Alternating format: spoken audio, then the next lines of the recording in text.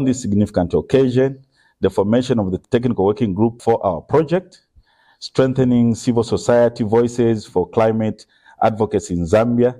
This initiative is a critical step towards enhancing our collective effort in addressing climate change and promoting sustainable development across our nation.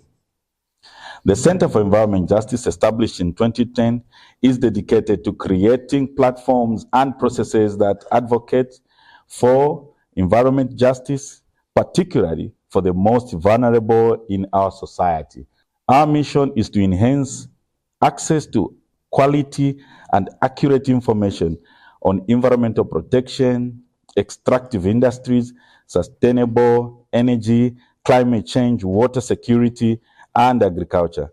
By promoting accountability and information decision-making, we aim to drive sustainable development and support safe and adaptive environment as fundamental human right, essential for prosperous and a better livelihood. It is an honor to join you today for the formation of the technical working group under the Strengthening Civil Society Voices of Climate Advocacy in Zambia, a project crucial initiative supported by the United Nations Democracy Fund.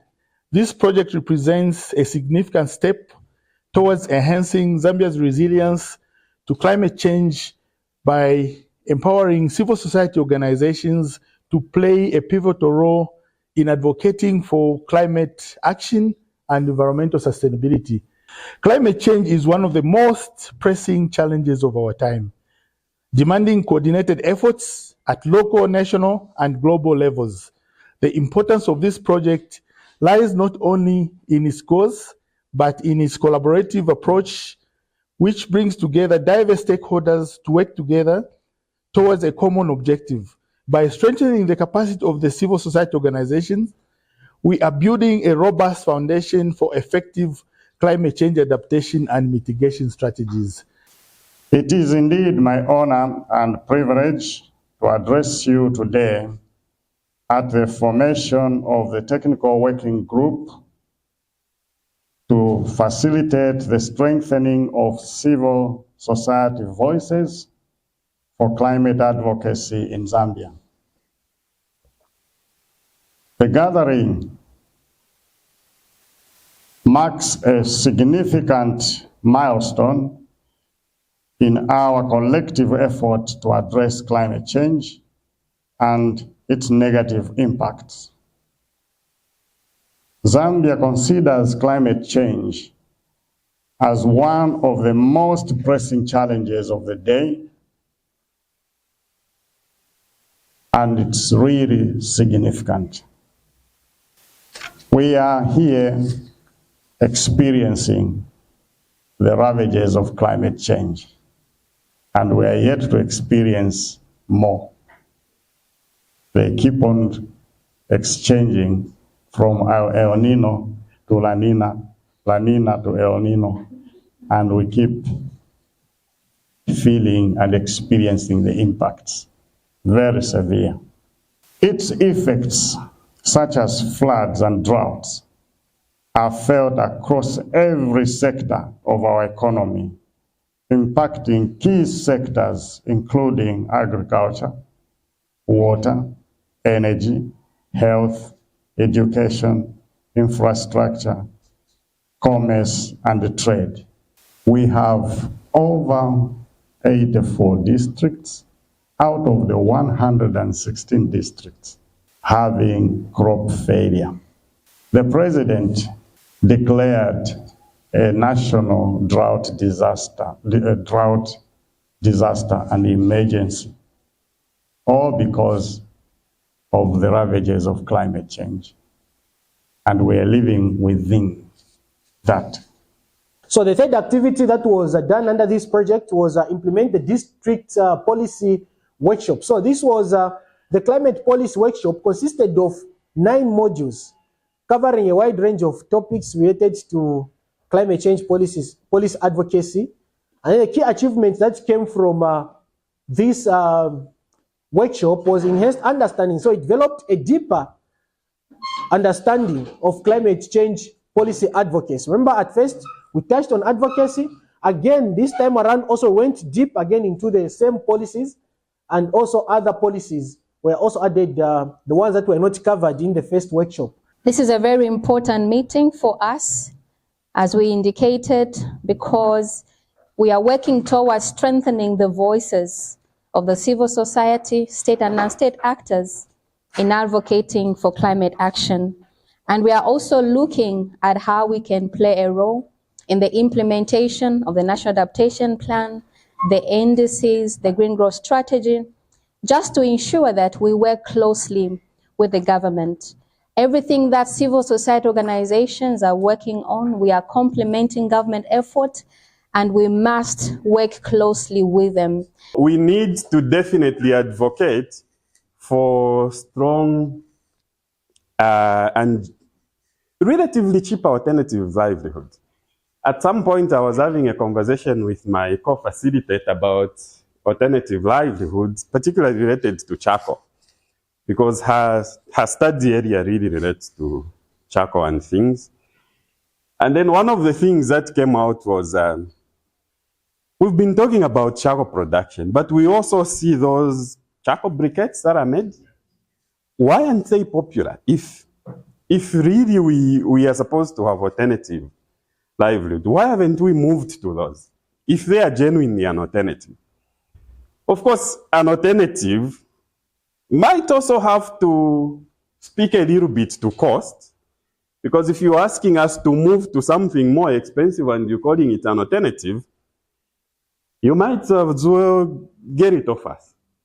So we need to advocate for alternative livelihoods that should also be cheap and affordable. Group 2 is going to deal with environmental protection and nature-based solutions, because those two are very closely related. Then Group 3 would deal with alternative livelihoods and loss and damage. Then all three groups will look at the possible resource mobilization mechanism and strategies.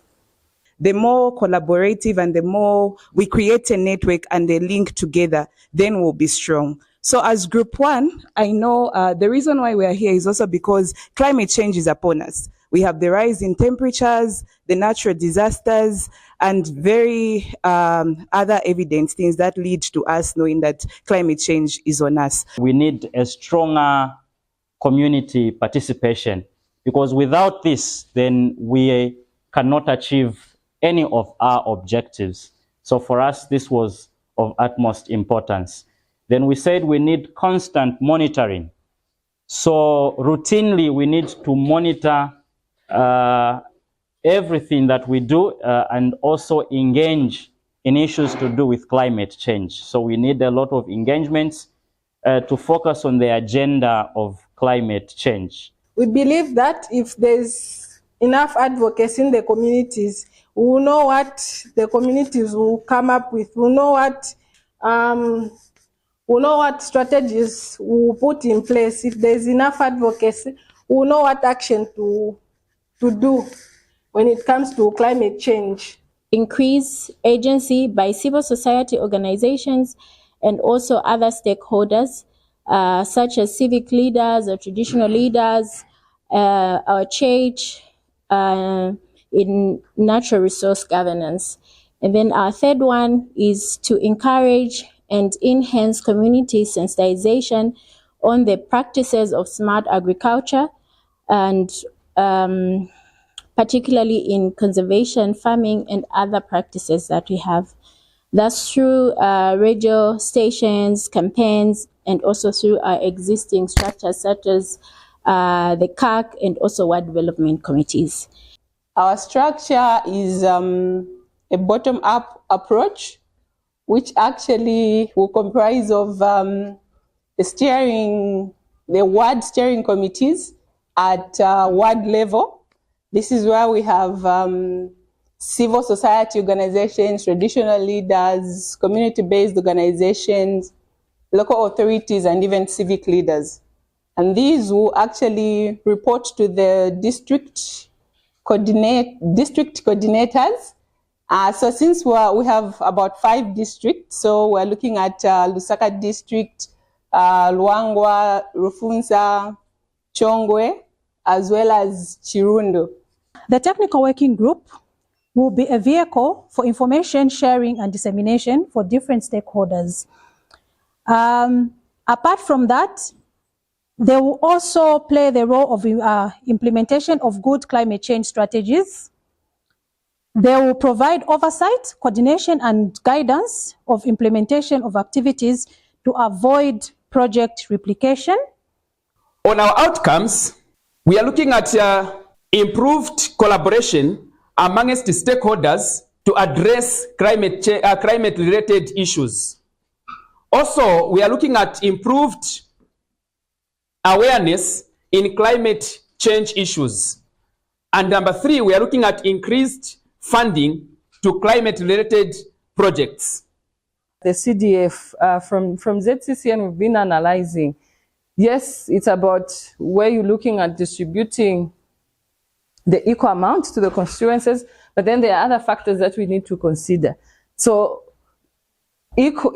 justice doesn't just mean balancing them up, but considering also other factors. So maybe the other constituents has more people, so you're not going to give the same amount of funding in terms of the CDF, but then what are we considering when doing that? So it could be the funds are equal, but then there are injustices when it comes to environmental issues, climate issues. The impacts probably in this district or in this constituency are more than the other. So all these are the things that we need to look at in the climate justice space. What we want to achieve is having protected wetlands as reservoirs of water bodies, protected water recharge zones, protected wildlife habitat, prevention of pollution, enactment of Wetland Conservation Act or legal framework, then restoration of wetlands.